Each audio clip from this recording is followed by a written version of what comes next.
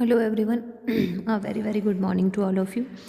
पिछले वीडियो में हमने 13.2 के क्वेश्चन नंबर सेकंड तक कंप्लीट कर लिया था। आई होप कि आपने उसको वहाँ तक प्रैक्टिस कर लिया हो। अब जो है हम क्वेश्चन नंबर थर्ड यहाँ पे कंप्लीट करेंगे, उसको देखिए आप। क्वेश्चन नंबर थर्ड है हमारा, a metal pipe is 77 centimetre long, the inner diameter of a cross section is 4 centimetre, the outer diameter being 4.4 centimetre, find its. First thing है inner curved surface area, second जो हमको find करना है वो है outer curved surface area, और third जो हमको फाइंड करना है वो है टोटल सरफेस एरिया। मतलब कि एक मेटल का पाइप दिया है जो कि 77 सेंटीमीटर लॉन्ग है ना। इसकी जो इनर डायमीटर है वो है 4 सेंटीमीटर और इसका जो आउटर डायमीटर है वो है 4.4 सेंटीमीटर। अब इनर और आउटर दोनों कर्व्ड सरफेस एरिया हमको फाइंड करने हैं और फिर टोटल सरफेस एरिया फाइंड करना है।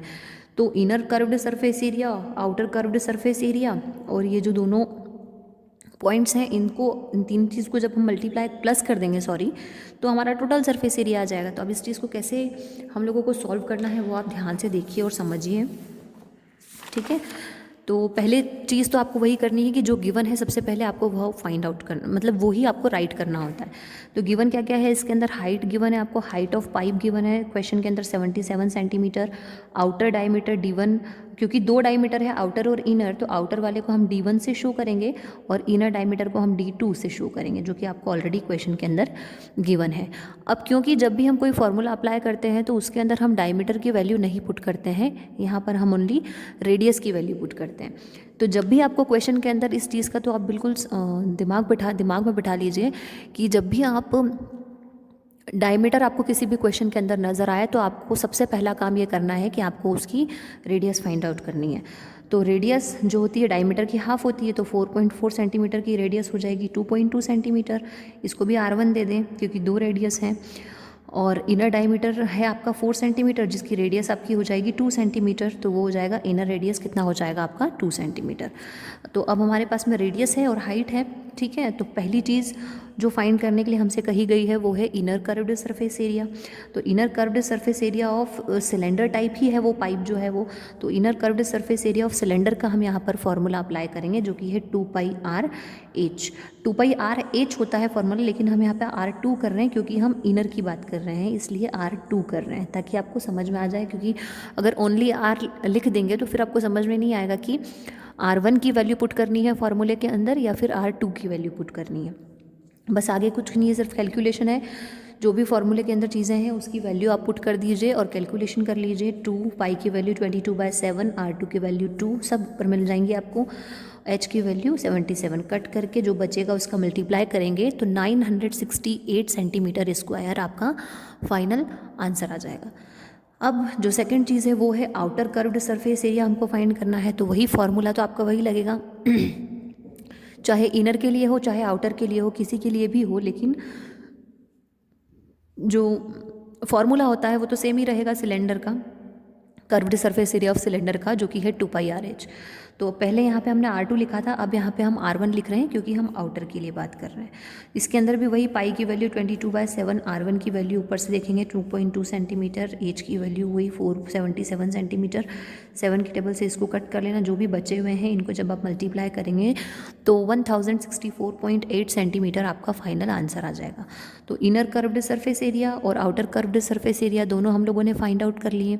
तीसरी चीज़, थर्ड जो चीज़ हमको फाइंड करने के लिए बोली थी वो था टोटल सरफेस एरिया। तो टोटल सरफेस एरिया के लिए जैसे अभी मैंने क्वेश्चन को रीड करते टाइम बताया कि टोटल सरफेस एरिया फाइंड करने के लिए हम लोग इनर कर्व्ड और आउटर कर्व्ड सरफेस एरिया को प्लस करेंगे, और उसके साथ में जैसे हमने जो पाइप देखा था उसमें ऊपर के जो 2 बेसिस थे उनको भी उसके अंदर प्लस कर लेंगे। तो तीनों चीज़ों को जब हम प्लस करेंगे तो हमको टोटल सरफेस एरिया मिल जाएगा। तो पहली चीज़ 962 और दूसरा सरफेस एरिया ये, इन दोनों को प्लस करके, है ना, ये किया हमने, यहाँ पर देखेंगे आप, ये प्लस किया हमने इन दोनों को, और वो जो 2 बेसिस हैं उनके लिए हमने एक अलग से फॉर्मूला बनाया 2π ब्रैकेट में R1 का स्क्वायर माइनस R2 का स्क्वायर, इसलिए क्योंकि दोनों रेडियसेस उसके अंदर आएंगी, इनर वाली भी और आउटर वाली भी। तो बस अब कुछ नहीं करना है, पाई की वैल्यू फिर से पुट कर दो, 22/7, R1 की R2 की वैल्यू पुट कर दीजिए। इनको स्क्वायर है तो इनके स्क्वायर को ओपन करके दोनों को माइनस कर लीजिए, दोनों को माइनस करने के बाद इन दोनों को प्लस करेंगे तो ये आ जाएगा। और उसके बाद फिर हम सारी चीज़ों को कैलकुलेट कर लेंगे, जो भी बचेगा उसका मल्टीप्लाई करके और जो है उसके साथ प्लस कर देंगे, तो हमारा फाइनल आंसर आ जाएगा 2032.08 सेंटीमीटर स्क्वायर। तो बस ये सिर्फ इतना ही है। कैलकुलेशन का सबसे मेन है ये चैप्टर कि जब तक आपकी कैलकुलेशन पक्की नहीं होगी, एग्जैक्ट और प्रैक्टिस नहीं करेंगे आप कैलकुलेशन, तब तक आपकी कैलकुलेशन फास्ट नहीं हो पाएगी। और आपको इसके लिए कोई भी कैलकुलेटर मोबाइल का यूज़ नहीं करना है, क्योंकि एग्ज़ाम में आपको कोई भी कैलकुलेटर या मोबाइल प्रोवाइड नहीं किया जाता है। तो इसलिए कैलकुलेशन आपको खुद करना आनी चाहिए, और कैलकुलेशन आपको तभी आती है जब आप प्रैक्टिस कर पाते हैं। ठीक है, तो क्वेश्चन नंबर 4 ये ऑलरेडी मैं लाइव क्लास के अंदर एक्सप्लेन कर चुकी हूँ। जो बच्चे लाइव क्लास में थे उन्होंने इसको देखा होगा।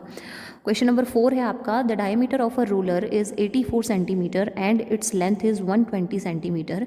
It takes 500 complete revolution to move once over to level a playground in metre square. एक रोलर है, आपने सबने देखा हुआ सड़क पे चलता है, एक रोलर चलता है जिससे हम लोग सरफेस को बिल्कुल प्लेन करते हैं।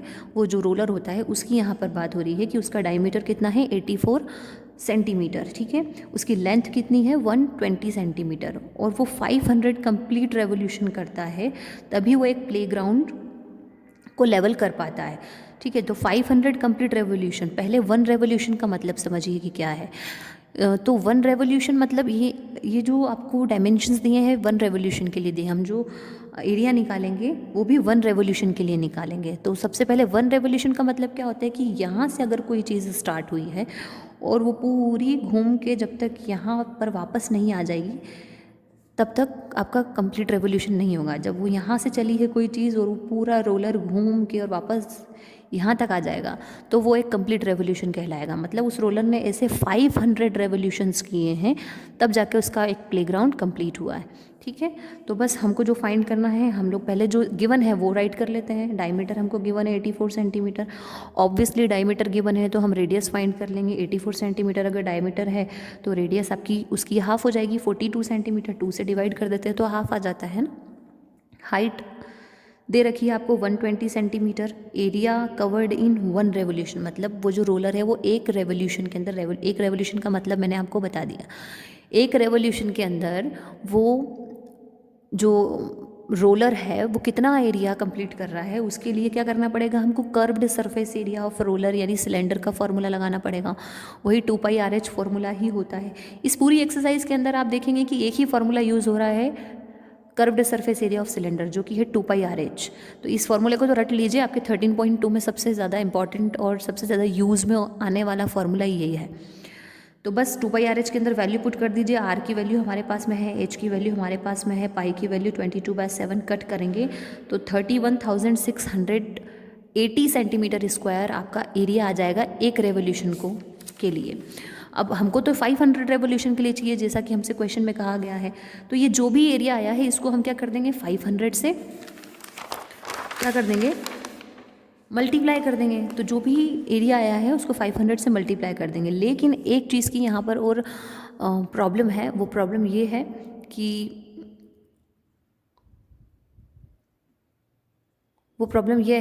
कि सेंटीमीटर को हमको मीटर में चेंज करना पड़ेगा, क्योंकि वो एक सेंटीमीटर में है और शायद हाइट आपको जो दे रखी है वो मीटर में दे रखी है, हाइट सेंटीमीटर में दे रखी है,